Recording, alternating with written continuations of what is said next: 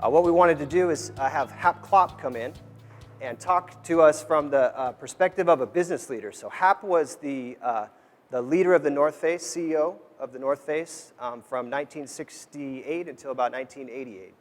And so if you think about that iconic picture of the first store opening in '66, 2 years after that, Hap came in and bought the business. He was a Stanford Business School graduate, bought the business, and took it from there. So he's got tons of great stories. So I think the first question that I have is I remember that picture of the store opening in North Beach, right? 1966. Yep.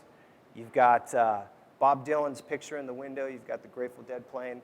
2 years later in '68, you buy the business. You're coming out of grad school, and I just think to myself, what's going through your head? What are you looking at the business and saying, where am I going to take this? Well, the simple answer, there wasn't much going through my head. So when I came in, I developed a concept which was basically to use technology to advance a commoditized field. And what we did, very simply, and I've tried this in every other business I've been involved in, but what we basically did was take camping, because there was no such thing as backpacking then, and we took materials from the Vietnam War. We took ripstop nylon was parachute cloth, and so we made tent tops and sleeping bags and funky clothing out of it. And we took aircraft aluminum and made pack frames, and we made tent poles. And as a result of that, we reduced the weight by about 50%, and suddenly people were going 2 miles into the wilderness instead of 200 feet into the wilderness. And so what we did is respond to try to build a brand around an end customer who really cared about this change. And so what we did is put the full warranty in as a reaction to this product is going to last forever. It also subtly was a fairly good close when we tried to sell an extraordinarily expensive product, which we were making because we could say, don't worry, it will last forever. You know, it was the extreme people jumping off mountains and doing things, and we got them by getting this gear and working with them and using their emphasis. We were able to get into Warren Miller films and other photographers at that time. So we got better at pushing it and utilizing those. We then asked Scott if he would help us actually design a product, a steep tech line, which he did, and we were able to develop it. So it became synergistic, and I'm not sure which part of it was better for us, whether it was design, product input, or actual design, or whether it was the notoriety we got and the credibility from some of these people, or whether it was the inspiration of having them interact with the people in the company. Because these are real people, but they're special. Extraordinary, yeah. What's cool is those three things still exist. Yeah. From the promotion to being around everybody to helping with product ideas. So that's really cool. You know, this concept I call turning the arrow back, of applying technology to a commoditized field was something we tried to do again and again. So constantly we were looking for the newest technology to bring in. And many of them didn't work, some better than others. But we were one of the first to embrace Gore-Tex. And the competition that had developed at that time really eschewed that. They said, oh, you know, it's too techy, you know, it doesn't work in every application and people aren't going to like it. And we said, we know it doesn't work in every way, but where it does work is pretty fabulous. So we joined up with them, and of course that was a wonderful ride to be able to have. You know, in order to innovate, be that leader, you got to take a lot of risks. Yep. And can you tell any stories about some challenges or failures that Gray you hair. guys got through? Gray hair. But you know, my, and he may have told you this, but my philosophy, which I promulgated throughout the company, is often wrong, never in doubt. We'd try something, if it didn't work, we change. You know, failure isn't the worst, not trying is the worst. So our idea is we would go out and do that. And then, you know, we made the geodesic tents, and I really pushed that, you know, talk about innovation. I had a personal contact through one of our friends.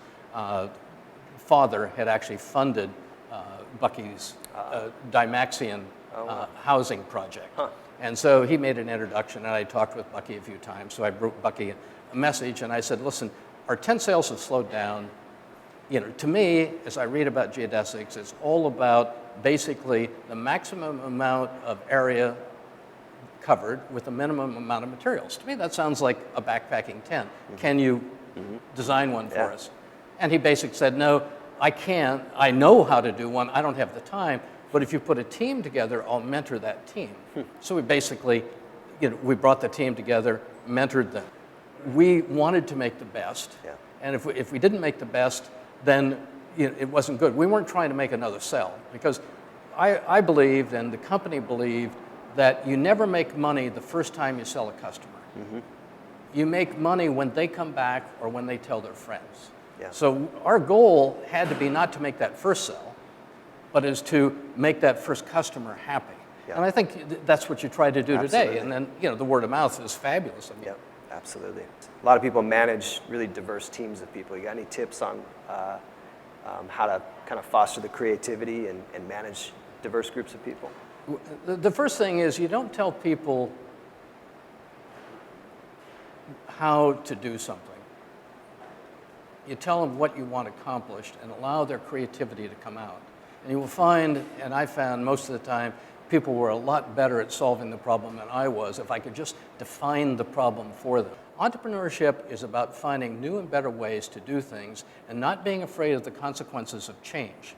And so, if you start criticizing people all the time when they have an idea, you're going to find out that the ideas don't pop up there. And I got an idea from Royal Robbins, which I used at North Face, and that was what he would have is possibility thinking sessions.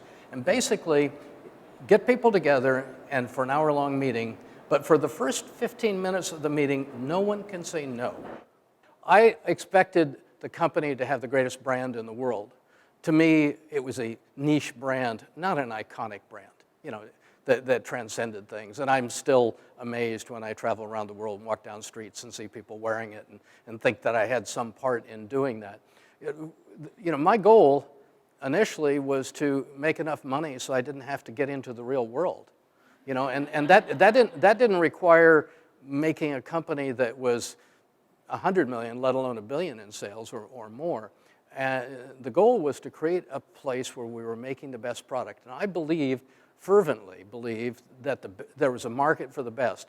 One thing I would tell you, I've written a book which has different titles, one called The Adventure of Leadership in paperback, and it's called Conquering the North Face in ebook. And ultimately, I'll get the paper people to convert it over. But it has a bunch of stories that integrate to the time of North Face of what some of the DNA or philosophy was about. And if you read it, I think you'll get a feeling of what we were trying to do. I think we didn't execute it nearly as well as we could, but that you always encounter problems like that. But that's what we were trying to do. It was a very special place with very special people. And whether if you look at Jack Gilbert, he founded Mountain Hardware. He started contemporaneously with myself at the company. If you look at Bill Werlin, he ran Patagonia's Japanese operation. You look at Sally McCoy, what she's done. You look at Missy Park, who's running Title IX.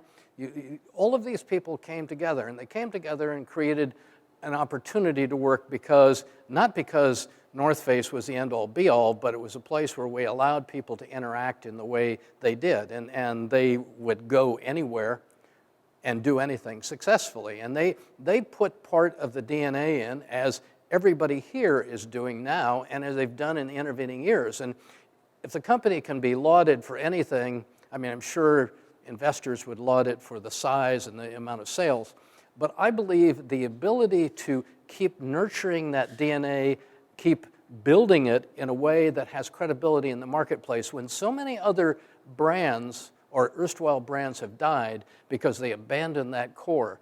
And you can't say more than a handful of companies, more than 5, maybe 10 companies who became large and maintained integrity. And North Face holds that, and you're part of what makes that happen. The management is part of what made that happen. That's something you should be very proud of, and it requires compromise. It requires compromise because sometimes you make a product that is too good for the marketplace. Sometimes it means that you have to pass up distribution channels because they don't fit you. Sometimes it requires recall of product or throwing something away or wasting some design on things. And a lot of companies won't do it.